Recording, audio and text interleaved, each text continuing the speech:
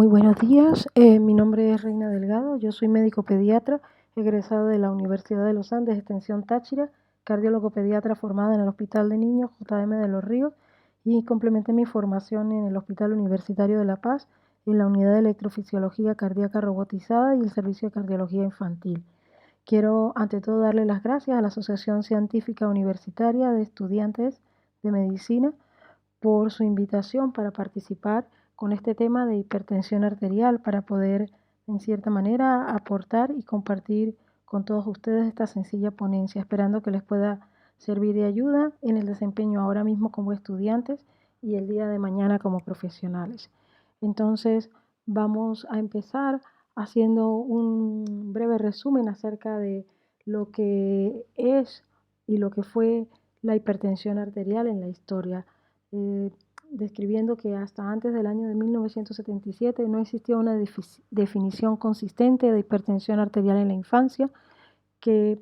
la hipertensión arterial infantil era considerada para ese entonces como rara y si se detectaba se suponía que sería secundaria a algún trastorno subyacente. No es más sino hasta mediados de la década del año 70 cuando la National Heart, Lung and Blood Institute convocó a un grupo de trabajo para examinar los datos de presión arterial disponibles en niños sanos. Y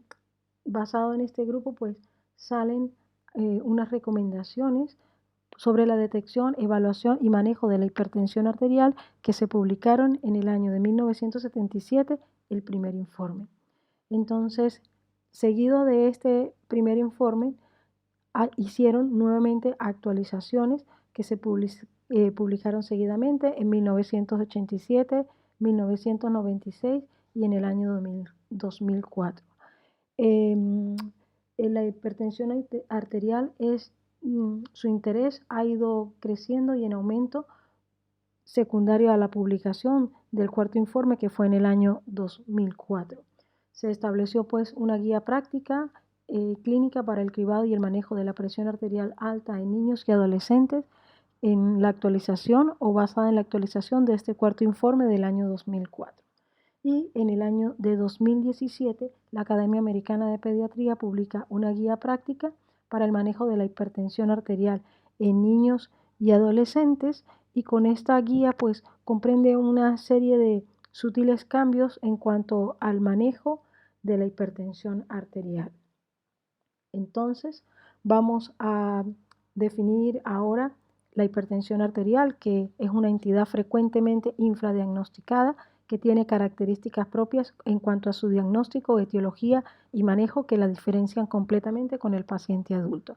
Podemos definir entonces la hipertensión arterial en niños y adolescentes cuando los valores de presión arterial sistólica y o diastólica se encuentran de forma repetida en 3 o más ocasiones separadas, igual o por encima del percentil 95 específico para la edad, sexo y talla del paciente según las tablas de normalización. Aquí en este esquema que es extraído de la clínica práctica de la guía del manejo de la presión arterial en niños y adolescentes, la más reciente, vemos pues que el valor en esta población o la establecen en dos grupos de 1 a 13 años y mayores de 13 años, en donde encontramos presión arterial normal cuando llevamos a este paciente una vez que le hemos tomado los índices antropométricos con una presión arterial que está por debajo del percentil 90. Presión arterial elevada,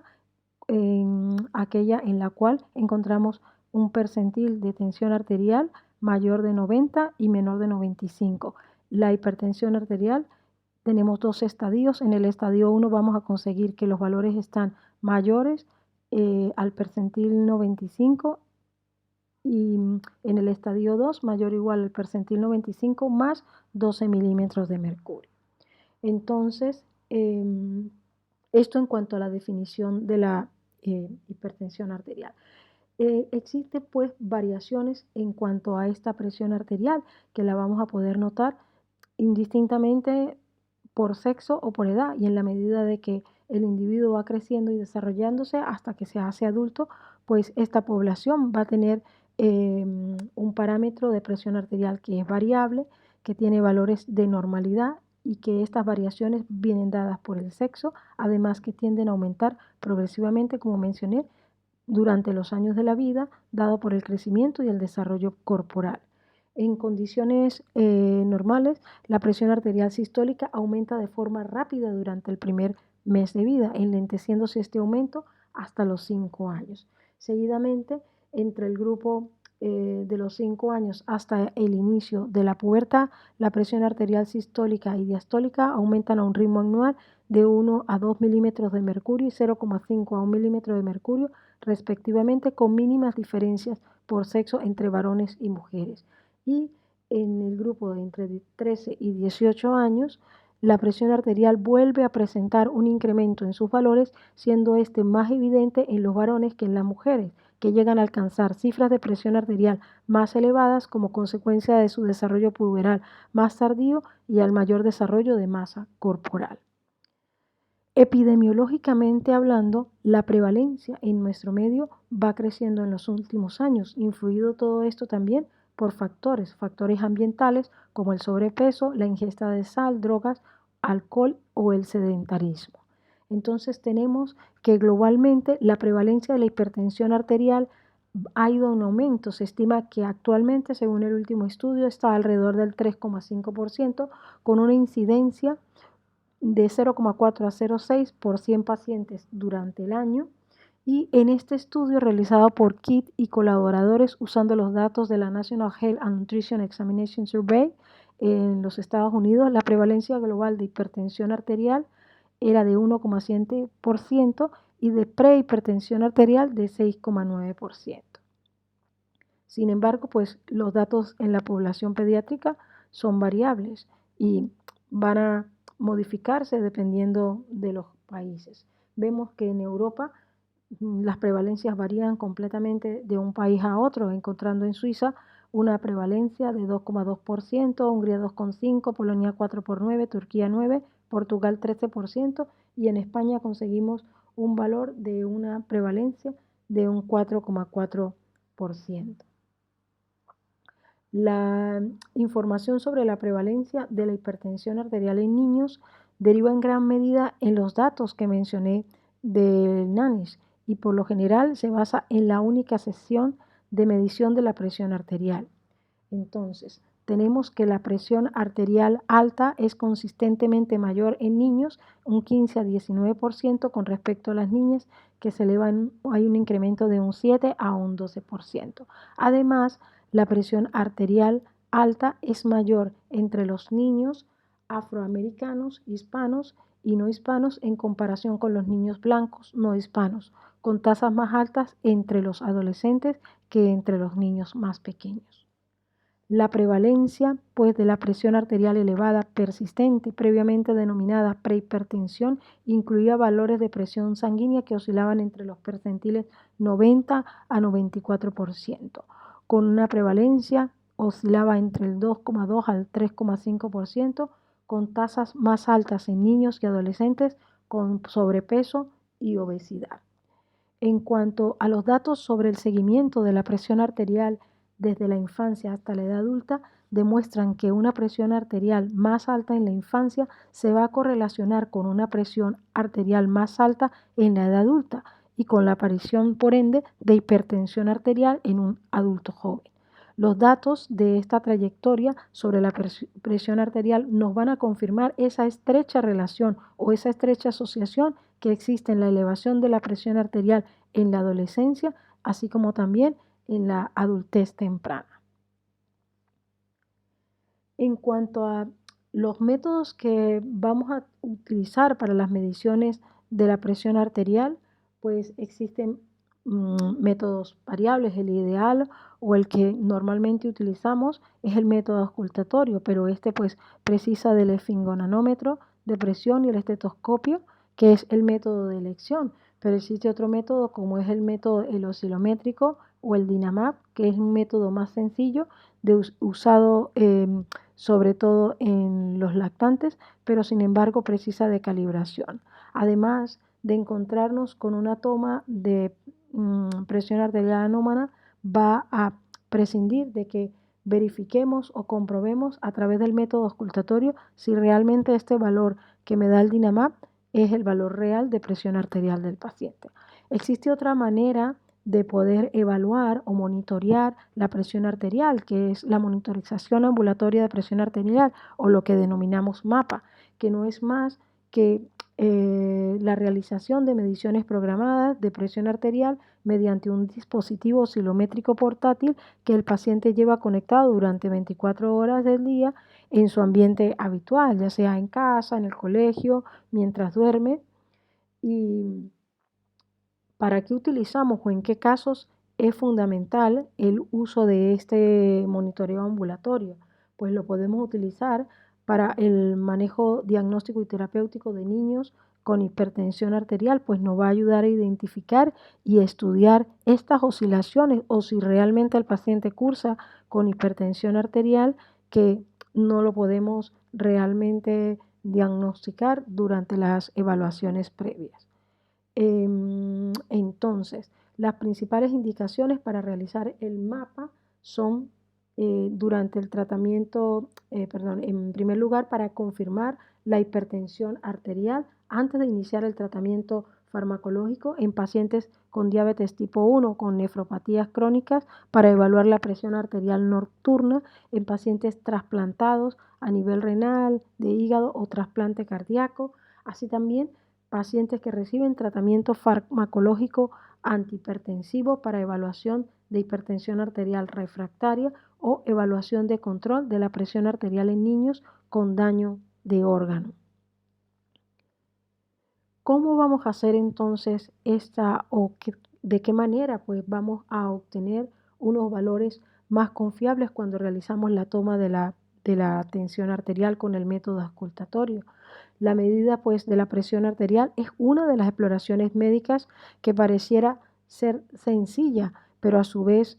pues dependiendo de si se cumplen todas las recomendaciones o no, puede hacerlo más o menos fiable. Y nos podemos encontrar con dificultades para poder medir la misma, que van a depender muchas veces del sujeto y mucho más en el caso de los niños, que ya sabemos que en ocasiones tienden a llorar, están muy intranquilos y los valores pues no van a ser confiables. Existen tres aspectos que es importante tener claro en la reproducibilidad. Como son la variabilidad, pues tenemos presiones arteriales que se tienden a modificar en múltiples situaciones propias o ajenas del paciente, desde ambientes que no son los adecuados hasta el estado físico o emocional del paciente. También limitaciones en cuanto a la precisión de la medición de la presión arterial, que va a depender del observador, del lugar de realización, de la técnica que empleó, si era el método auscultatorio o oscilométrico, de la arteria que seleccionó para realizar la toma de la tensión arterial, o limitaciones iatrogénicas, porque muchas veces la mayoría de los sujetos experimentan cierta reacción a la medición de la presión arterial, pasa en los adultos y mucho más pues en los niños. Entonces, ¿de qué manera o cómo vamos a hacer la técnica de medición? Aquí, como se observa en el dibujo, vemos que se está haciendo en el brazo derecho, vemos de qué manera o en qué condiciones lo vamos a realizar. En primer lugar, pues ya como comenté previamente, con el esfingonanómetro, ya sea aneroide o oscilométrico. El ambiente, muy importante, el ambiente debe ser un ambiente silencioso, tranquilo, para poder nosotros escuchar cuando se produzcan los ruidos y poder ser más precisos en la toma de la tensión. El paciente, muy importante, debe estar en reposo, con máxima relajación y emocional posible, con el brazo derecho extendido, libre de ropa, en decúbito supino sentado, con el manguito a la altura del corazón, con el brazalete que logre circundar el brazo. Debe cubrir por lo menos el 75% del brazo en la región humeral, permitiendo pues en los bordes la presencia de la campana del estetoscopio sin obstruir la axila. Todas estas cosas pues son importantes. Yo sé que es un repaso para muchos de los que quizá están en este momento escuchando estos datos. Pues. Otro aspecto que es importante o que debemos recordar es la elección del manguito. Es adecuado y fundamental, y aquí pues podemos ver las diferencias que hay entre el tamaño que tenemos que tener en cuenta dependiendo de la edad del paciente, el ancho, el largo y la circunferencia máxima braquial que debemos tomar y considerar. Debemos saber la longitud, que debe cubrir hasta un 80% del perímetro del brazo a la altura del punto medio entre el olecranon y el acromion, y que la anchura equivalga al 40% de la circunferencia. Hay que resaltar que estas dimensiones hacen referencia a lo que es la cámara hinchable del manguito, ya que según cada modelo a veces pueden existir diferencias entre las cámaras, las dimensiones del manguito. Un manguito demasiado grande nos va a infraestimar los valores de presión arterial, mientras que uno demasiado pequeño pues lo sobreestimará. Entonces, ya habiendo o viendo,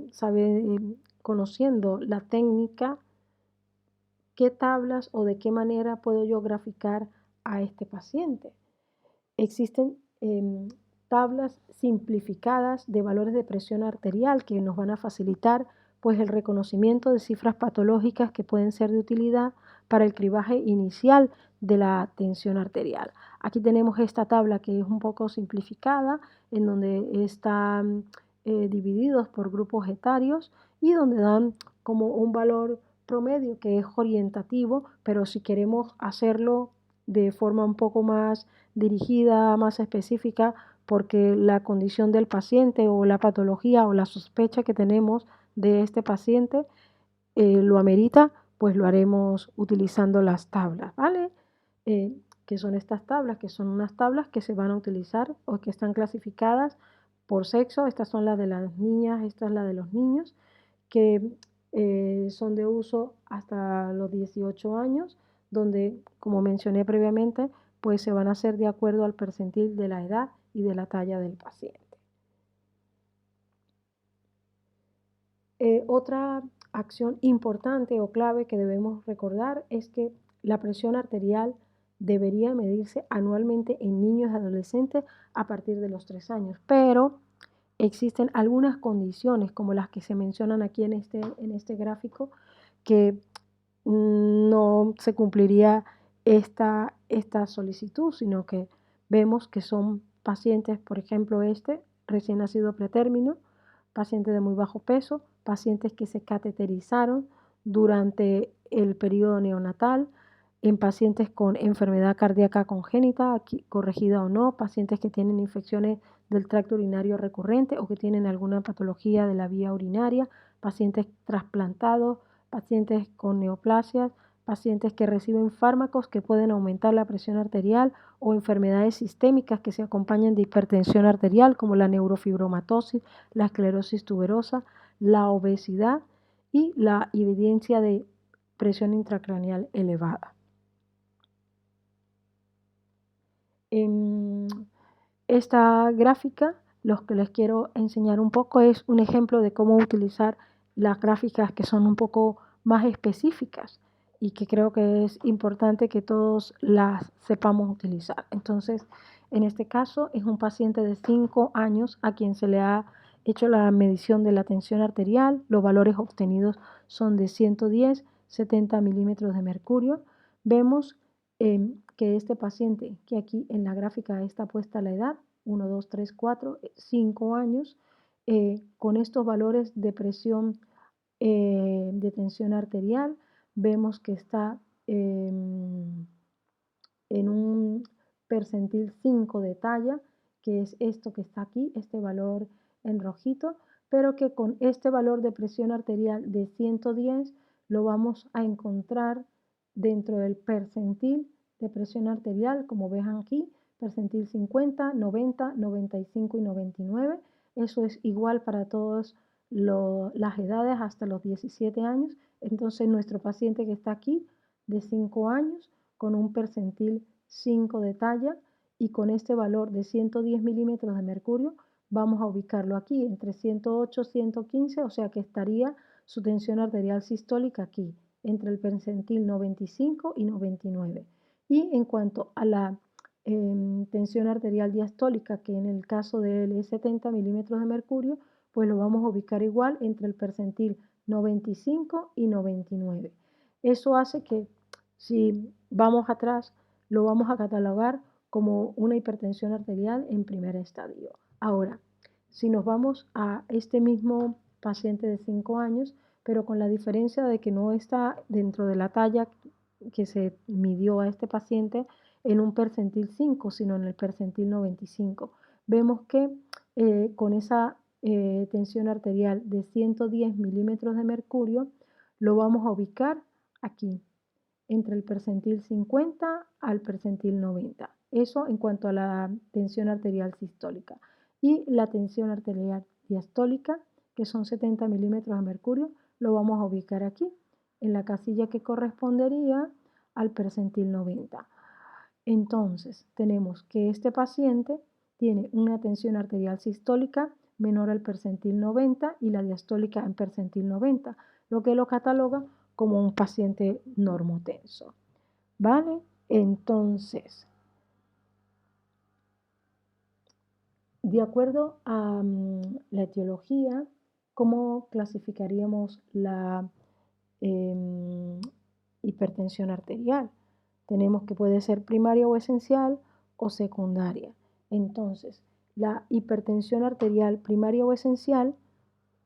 que muchas veces es infradiagnosticada en niños, pero su prevalencia tiende a ser mayor, en la edad adulta tiende a presentarse en el 90% de los casos, mientras que en la población infantil, en la adolescencia, se presenta en el 80% de los casos. Al día de hoy hay fuertes evidencias de que esta hipertensión arterial esencial del adulto tiene sus orígenes en la infancia con una base genética y con factores ambientales que van a hacer pues que este que ahora es un niño más adelante, siendo adulto, pues sea un hipertenso.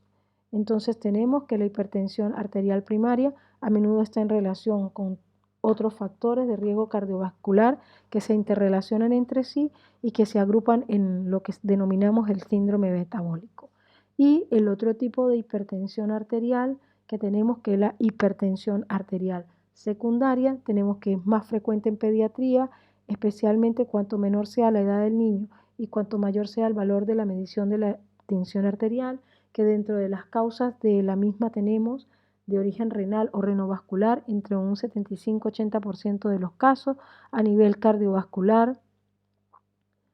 5%, endocrinas 5% y su incidencia pues va a depender de la edad. En los casos de crisis de hipertensión arterial, pues la etiología es variada, siendo renovascular, neurológico, tumoral, hormonal o los mismos fármacos que pueden conllevar a que en determinado momento este paciente pueda tener una crisis hipertensiva.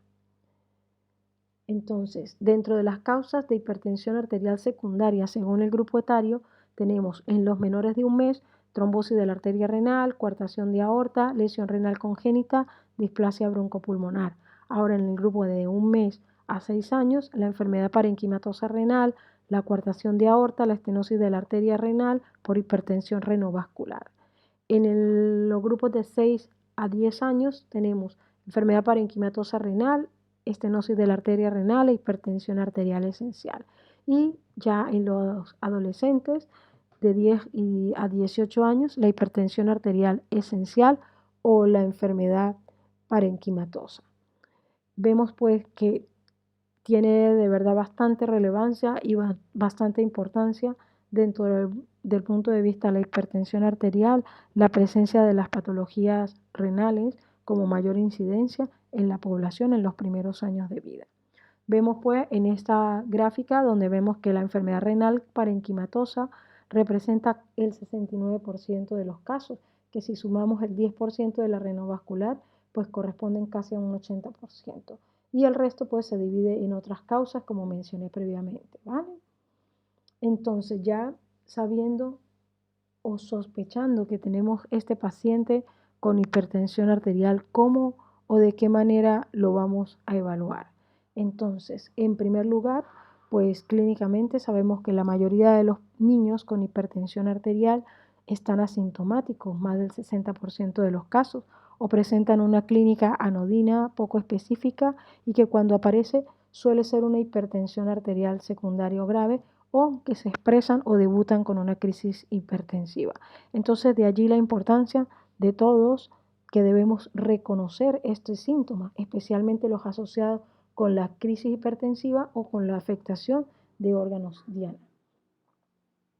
La clínica en general que pueden presentar puede ser epistasis, cefalea, trastornos del sueño, fatiga crónica, en los niños más pequeños fallo de medro, vómitos, irritabilidad, y en los casos de crisis de hipertensión arterial, pues la cefalea que tiende a ser intensa, alteraciones visuales, vómitos, crisis convulsiva o en algunos casos hasta focalidad neurológica. Seguidamente de esta clínica que nos manifiesta el padre, la madre o el mismo paciente, dependiendo de la edad, pues nos tenemos que plantear una anamnesis, y una anamnesis que debe ser cuidadosa para poder proporcionar una información valiosa para evaluar este pequeño paciente hipertenso. ¿Qué debe incluir entonces esta anamnesis para poder cumplir este requisito? Pues debemos recoger los antecedentes familiares, como son la hipertensión, si hay obesidad, enfermedades cardiovasculares, los antecedentes personales de este paciente, perinatales, cuál fue su peso, a qué edad nació, si ha tenido diagnósticos previos, factores de riesgo como el sedentarismo, la alimentación, el tabaquismo, el alcohol, si recibe fármacos que puedan incrementar los valores de presión arterial, si tiene trastornos del sueño, si hay síntomas sugestivos de hipertensión arterial secundaria, como la disuria, la C, la nicturia, la hematuria, el edema, si hay pérdida de peso, si hay palpitaciones, si hay sudoración, síntomas sugestivos de algún daño de órgano blanco, y la historia nutricional y de la actividad física que realiza el paciente. Seguidamente del interrogatorio, donde es importante pues recoger, recabar toda esta información que nos va a orientar para poder tener un diagnóstico más acertado, pues vamos a la siguiente fase, que sería la siguiente etapa, como es el examen físico, donde vamos a tomarle los índices antropométricos, peso, talla, el índice de masa corporal, se deben expresar mediante percentiles o desviaciones estándar de acuerdo a la edad, los fenotipos o síndromes o alguna enfermedad asociadas con la hipertensión arterial, como es la neurofibromatosis, el síndrome de Turner, el síndrome de Williams, el síndrome de Marfan, el Cushing, si hay hipertiroidismo, lupus, vasculitis, hiperplasia adrenal congénita. A nivel cardiovascular, pues vamos a hacer las mediciones de la presión arterial, los pulsos periféricos a nivel de las 4 extremidades, la ocultación, evaluar si hay signos claros que nos pueden hablar o dilucidar que hay una hipertrofia del ventrículo izquierdo o signos de insuficiencia cardíaca. A nivel abdominal vamos a palpar para ver si hay masas, descartar un TU de Wilms, neuroblastoma, feocromocitoma, enfermedad poliquística autosómica dominante o recesiva, si hay alguna displasia, si hay hepatoesplenomegalia. Los genitales vamos a evaluarlo y ver si hay virilización, y neurológicamente pues vamos a hacer la evaluación clínica completa del paciente, incluyendo la oftalmoscopia, para ver si hay cambios a nivel de la vasculatura ocular, ¿vale? Entonces, otro aspecto, como mencioné previamente, que debemos de tener presente es si hay o evaluar si hay daño de alguno de los órganos nobles, órganos blancos. En primer lugar, a nivel del corazón, pues todo niño hipertenso debe ser evaluado, se debe realizar una ecocardiografía para comprobar cómo está la función cardíaca, si hay una hipertrofia del ventrículo izquierdo que justifique esta hipertensión arterial, si hay coartación de aorta. Vemos pues que la prevalencia en la población pediátrica hipertensa varía entre un 14 y un 42%. Que la manifestación cardíaca constituye pues de daño orgánico extensamente documentado en niños y en adultos. Esto con respecto al corazón. Aquí pues en esta imagen donde vemos un eje largo del corazón, vemos pues el diámetro del septum interventricular, que está un poquito gordito. En cuanto al riñón, pues la hipertensión arterial a nivel renal puede ocasionar aumento en la excreción de de albuminuria, incluso en los estadios avanzados, inducir a un deterioro de la función renal con una disminución, aumento de la excreción de albuminuria con detección y disminución de la filtración glomerular. La existencia de albuminuria elevada se relaciona con un mayor riesgo cardiovascular y progresión del daño renal. Por eso conviene recordar que cuando se inicia o se intensifica el tratamiento antihipertensivo, especialmente los IECA o los ARA2, puede producirse un aumento transitorio de la concentración sérica de creatinina hasta en un 20% de los casos, sin que ello indique que haya un deterioro progresivo de la función renal. Aquí pues vemos una evaluación a nivel renal desde el punto de vista ecográfico, y otro de los órganos que debemos vigilar si hay daño son los vasos sanguíneos. El aumento del grosor de la pared íntima y media de la carótida, medido mediante ecografía de alta resolución, pues nos permite visualizar en esta imagen el engrosamiento a nivel de la pared íntima y media. En niños, pues el grosor de estas tiende a estar aumentado cuando hay una hipertensión arterial esencial, así como también en las secundarias y en los niños normotensos con obesidad. Otros de los órganos que debemos valorar o evaluar son el cerebro. En caso de hipertensión arterial grave en lactantes y niños pueden aparecer síntomas como convulsiones, ictus o alteraciones visuales. Si bien la frecuencia es escasa, debido a que generalmente en ellos se tiende a realizar un diagnóstico precoz y se instaura un tratamiento que, por la precocidad que hacemos el diagnóstico, pues nos permite que sea más eficaz. En caso de sospecha de afectación neurológica, estarían indicados pruebas diagnósticas como la electroencefalografía, la tomografía o la resonancia magnética nuclear. Otra de las pruebas, pues la oftalmoscopia, ya que la retinopatía hipertensiva es una expresión del daño en la microcirculación retiniana producida por la hipertensión arterial, que en casos tiende a afectar de manera grave hasta llegar a comprometer la visión. Algunos autores describen que hay una prevalencia de cambios retinianos de un 30-50% en niños hipertensos. No existe un tratamiento específico salvo el control de la tensión arterial. Los estadios leves suelen revertir fácilmente en niños más que en adultos,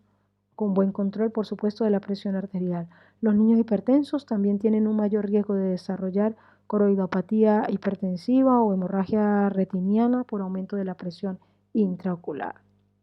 Entonces, conocidas las causas que me pueden conllevar a esta hipertensión, ya habiendo interrogado y explorado al paciente, de qué manera o qué pruebas complementarias estarían indicadas en realizar.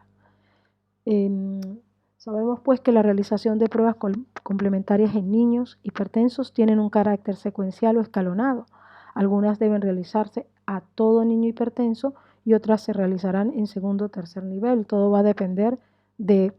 tipo de niño hipertenso al que nos estemos enfrentando. Según el resultado de las primeras pruebas, pues en determinados casos nos conllevarían a un siguiente paso. Entonces, ¿qué pruebas le vamos a hacer? Desde el punto de vista de análisis de sangre, un hemograma con una química sanguínea,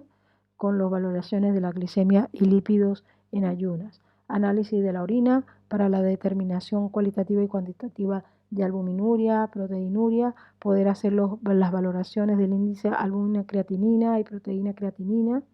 una ecografía renal, radiografía de tórax, de electrocardiografía y un ecocardiograma en caso de ser necesario. Otras pruebas complementarias, como en segundo o tercer nivel, dependiendo del caso, que estarían indicadas, serían la renina-aldosterona en plasma, un ecodoppler color vascular, concentración urinaria y plasmática, las metanefrinas, las catecolaminas, gamma-grama renal, concentración de cortisol libre en orina y la angiografía renal. En cuanto a la actitud terapéutica, siempre está indicado iniciar tratamiento ante cualquier paciente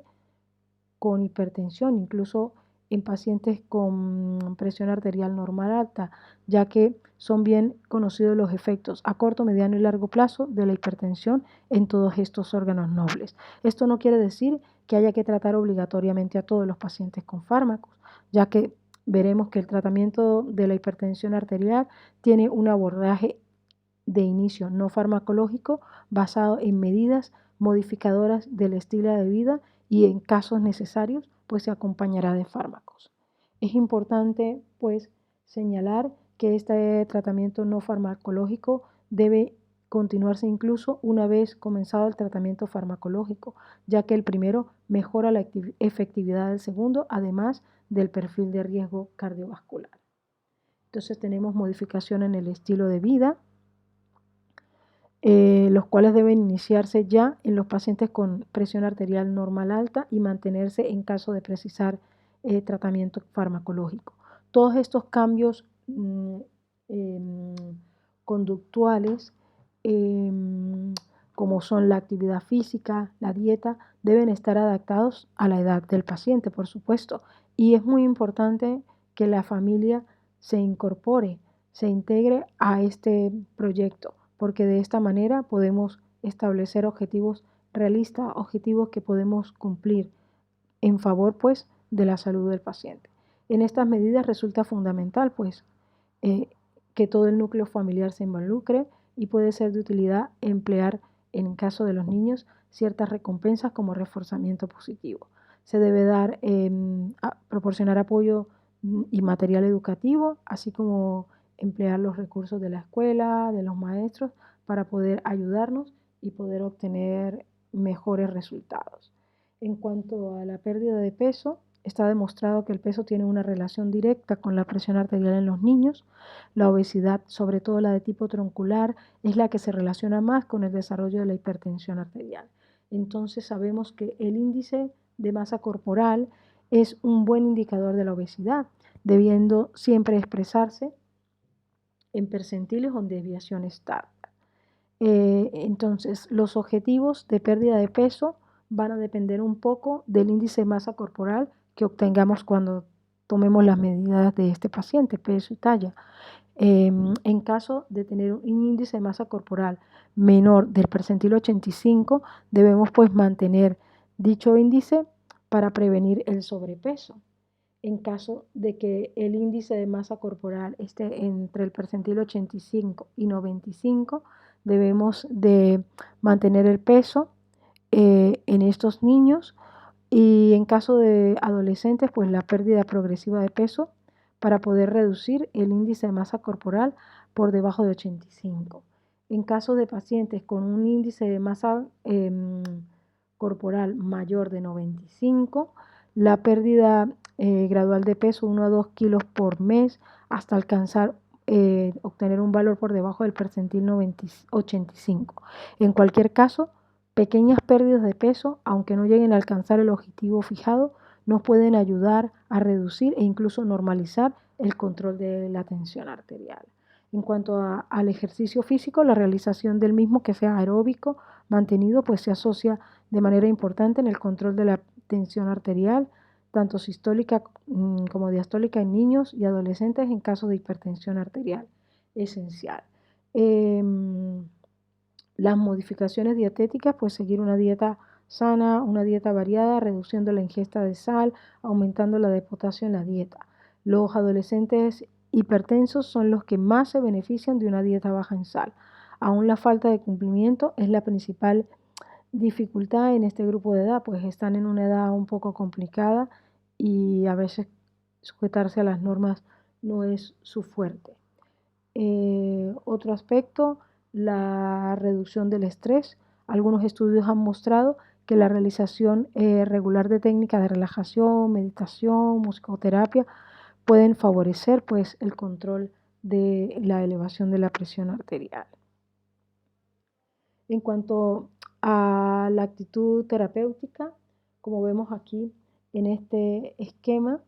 las combinaciones entre diferentes tipos de fármacos antihipertensivos, como son los que ven aquí, los diuréticos, los ARA2, antagonistas del calcio, IECA, betabloqueantes o alfa-bloqueantes. En cuanto al gráfico, para que me entiendan un poco, las líneas que aparecen conectadas por líneas continuas son las más adecuadas como tratamiento antihipertensivo. No quiere decir que las demás no se puedan usar, si se usan, pero que estas son como las que favorecen más este tratamiento. No existe tampoco un consenso sobre cuál es el mejor fármaco para abordar farmacológicamente el tratamiento de los pacientes hipertensos. La elección del fármaco va a depender un poco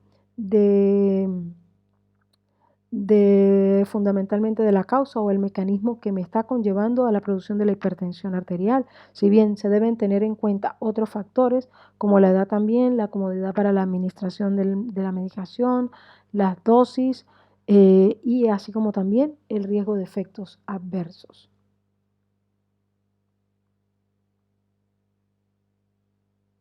Entonces, en cuanto a los grupos, pues tenemos en primer lugar los diuréticos que sabemos que actúan disminuyendo la concentración del sodio en el músculo liso vascular y de esta manera pues tienen efectos presores. Su papel como antihipertensivo se centra en regímenes de varios fármacos, en lo que la retención de agua y sal adquiere un papel importante. En cuanto a los ARA2, ellos comparten algunos de los mecanismos antihipertensivos como los IECA. Los antagonistas de los canales del calcio tienden a disminuir la contractilidad de la fibra muscular lisa y de esta manera disminuyen las concentraciones intracelulares del calcio. Los inhibidores o los IECA, su acción sobre el eje renina-angiotensina-aldosterona, donde tienen el efecto vasodilatador al inhibir la degradación de las bradicininas. Otro de los fármacos, los bloqueantes beta-adrenérgicos, actúan de diferentes mecanismos, inhibiendo los receptores beta cardíacos, ejerciendo un efecto inotrópico, cronotrópico negativo. De esa manera disminuyen el gasto cardíaco. Y los bloqueantes alfa han demostrado su efectividad en pacientes que no responden a otros beta bloqueantes. Como planteamiento, ¿con cuál fármaco o a qué dosis? Pues todo va a depender un poco que de entrada pues tienen su margen de dosis mínima, dosis máxima. Lo que se recomienda en un inicio empezar con la dosis mínima para no obtener disminuciones bruscas de la presión arterial. Si esta reducción no se produce en un periodo de 4 a 8 semanas, pues incrementamos de manera progresiva la dosis del primer fármaco hasta lograr una dosis máxima y ver si a pesar de esto, de llegar a la dosis máxima del fármaco, no hemos obtenido los objetivos que deseamos, pues tendríamos que agregar un segundo fármaco con un mecanismo de acción un poco diferente y que me complemente al primero y de esta manera pues obtener más pronto una respuesta terapéutica. ¿Cuál fármaco elegir? Pues esto va un poco a depender de qué patología presenta el paciente, qué es lo que me está ocasionando la hipertensión arterial. Entonces, dependiendo de cuál patología o qué diagnóstico tenga el paciente, pues existen algunas recomendaciones de tipo de fármaco o a su vez también contraindicaciones. Esa pues es una tablita que es importante pues recordar y tener presente. En cuanto a criterios de ingreso hospitalario, ¿qué pacientes deberían de ingresar o en qué casos? ¿En qué casos? En primer lugar, cuando deseemos monitorear la presión arterial y ver respuesta de ese paciente a los fármacos, porque requiera una vigilancia estrecha, ya sea porque no hayamos logrado obtener los valores de presión arterial deseados o controlados de este paciente. En otro caso, en la emergencia hipertensiva, donde hay una hipertensión de carácter grave que se acompaña de disfunción de órgano aguda, como puede ser una encefalopatía, puede presentar convulsiones y que requiere iniciar un tratamiento urgente intravenoso, de esa manera que podemos reducir en minutos o horas la presión arterial y controlar a este paciente, evitando pues las complicaciones. En otros casos, en la urgencia hipertensiva, aunque la presión arterial está muy elevada, se puede reducir de manera gradual en pocos días, evitando de esta forma la secuela. Y la otra en la pseudourgencia hipertensiva,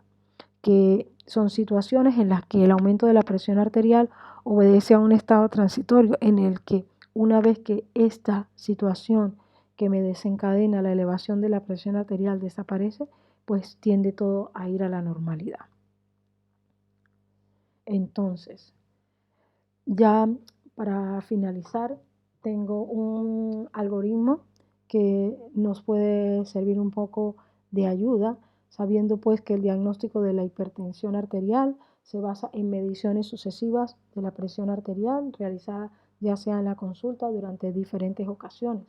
que si tenemos una presión arterial que esté por debajo del percentil 90 o mayor al 90, si en el caso de que sea menor de 90, pues lo consideramos como normotenso. Ahora, si es mayor de 90, pues tendremos que hacer controles sucesivos para verificar, porque todas estas circunstancias alrededor pueden, dependiendo de la edad del paciente, la condición, la patología de base,